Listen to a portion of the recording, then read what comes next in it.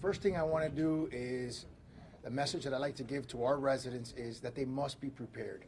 We still do not know, it's still too early to tell exactly where this hurricane is going to hit, what kind of intensity it's going to be. And we saw with Hurricane Irma that it changed oftentimes, many times, as it hit landfall in speed, in direction.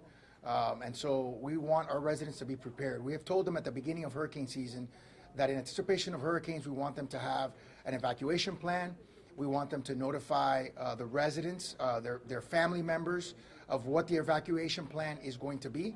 And finally, we asked them to have additional battery packs for their cellular phones in case cellular service goes down. We know that during Irma, we had about 80% of the city was without power for anywhere between 10 and 14 days. And so that's something that is of real concern to our residents, particularly those that are most vulnerable. I'm honored to be joined not only by the city manager, but by our chairman, our vice chairman, Commissioner Reyes, who's here with me.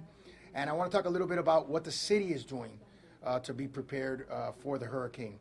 As you can see, we've activated our Emergency Operations Center at a very preliminary level.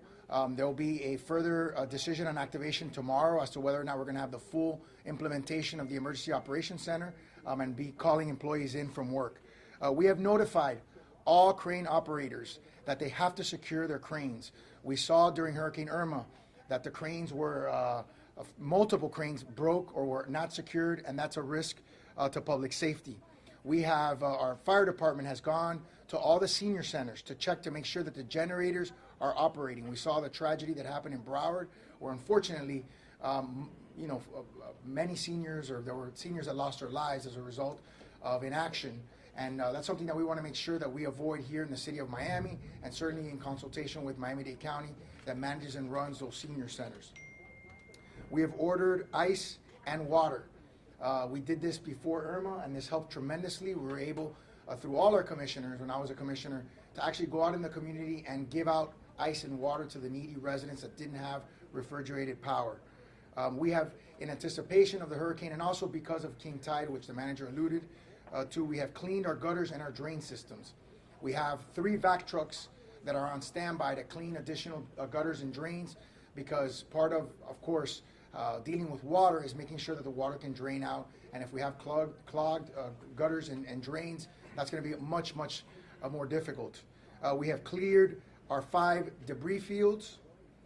We have checked our generators and our pumps to make sure that our pump stations are working.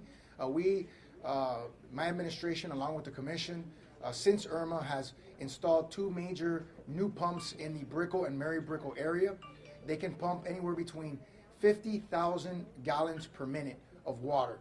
And so we have much more capacity. We've seen, unfortunately, as the manager alluded, during this King Tide season that we've had, and during this rainfall, that we still have areas of vulnerability.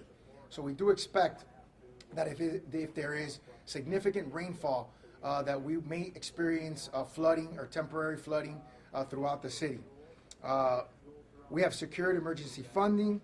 Our green shirts are going out and notifying the homeless that it's time for them to seek shelter, that they have to start making shelter preparations. We don't want some of the vulnerable people in our community not to be protected.